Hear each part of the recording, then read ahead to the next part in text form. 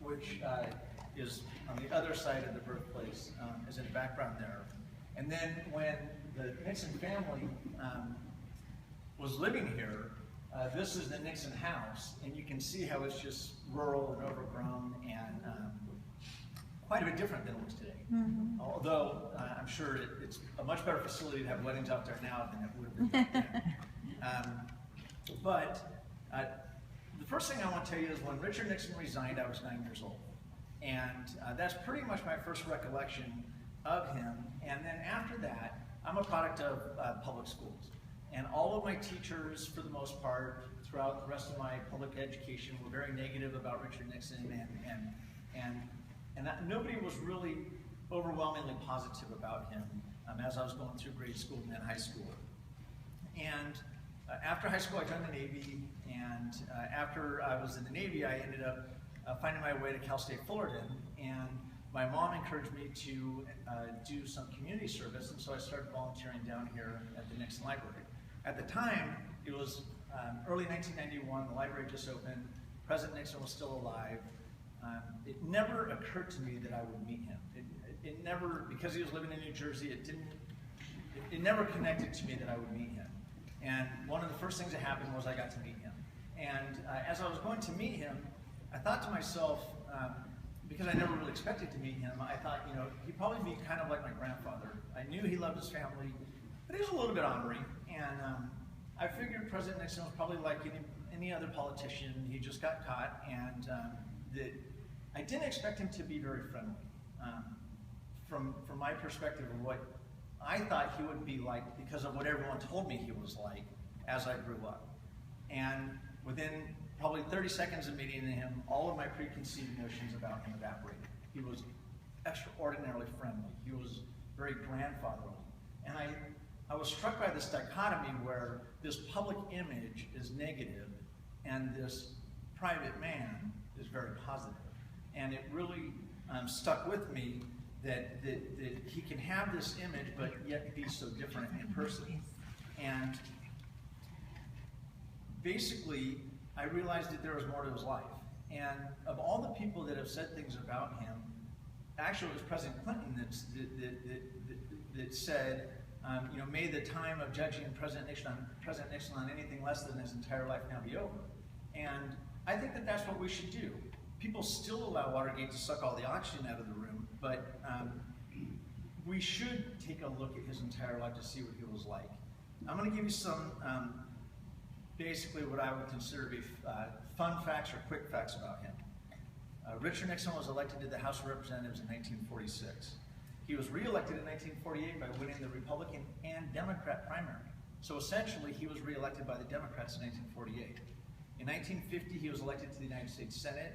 In 1952, he was elected to the vice presidency, and he was re-elected in 1956. So within 10 years, he had this incredible rise in politics, where he starts off as a Navy war veteran returning home to Whittier, and within 10 years, he's re-elected vice president of the United States.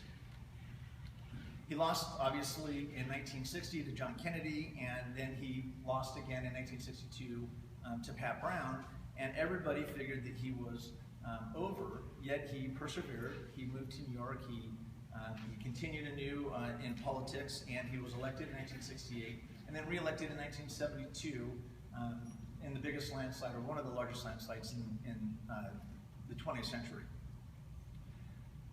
He is California's native son. He's the only president to be born and raised in Southern California and elected to the White House.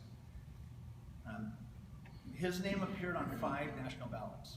The only other person in the United States whose name appeared on 5 ballots was Franklin Roosevelt. Richard Nixon won 4 of those national elections.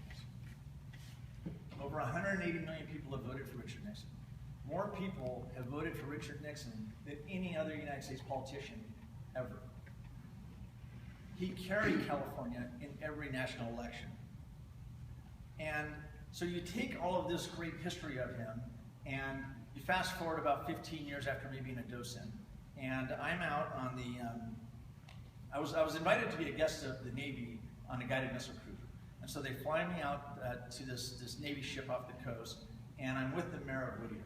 And know a lot about Richard Nixon just from being involved in the Docent Guild and reading books on him. And so I go up to the Whittier, the mayor of Whittier, and I said to him, that must be great. You probably have like all of the landmarks in Whittier associated with Nixon, from where he lived and grew up and everything.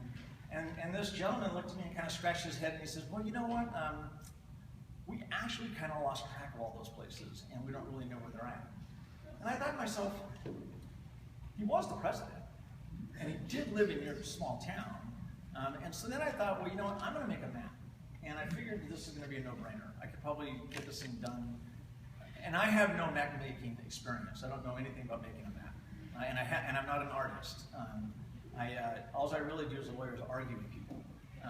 And so I don't have any talents that would lend themselves to making a map. But I started doing it. I figured it'd take 6 months. And it ended up taking quite a bit longer. And what I did was, I went down here to the library, I went to the National Archives, I started looking up addresses in Whittier. And then I started trying to follow up on those leads. And I started trying to go to Whittier and find the places in Whittier that I had the addresses for. But the city of Whittier originally was Whittier and East Whittier, and then they combined East Whittier into Whittier. And throughout the whole process, the city of Whittier decided to renumber all their streets. And so if you had an address that said like 424 Whittier Boulevard, you're not going to find that today.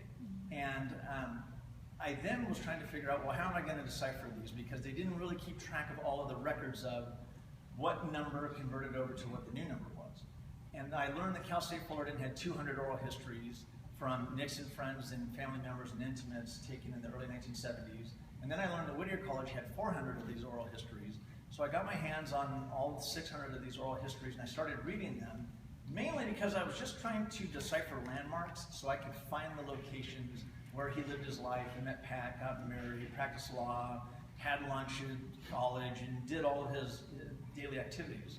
But in reading these oral histories, I was struck because I would always think in the back of my mind this dichotomy of what I thought the public perception of him was and what my perception of him was, having met him a few times here, and all of the people and all of the things they said about him.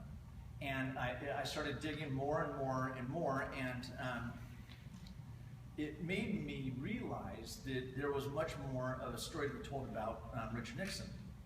And so there's a couple of things where people have a lot of things wrong about Richard Nixon. And the first that I want to tell you about is the generally accepted fallacy of Richard Nixon's youth. And basically, the story seems to go like this, and most writers say this, whether it's Rick Perlstein, who's negative about Nixon, or Evan Thomas, who's recently written a flattering book about Nixon. But the story is generally that Richard Nixon was insecure, that his frailties as an adult were the result of his roots in Whittier as a young man, that he grew up poor, he was a poor athlete, he was an outsider, that when he went to Whittier College, all of the cool kids rejected him and they wouldn't let him into the fraternity, and so he had to go start his own group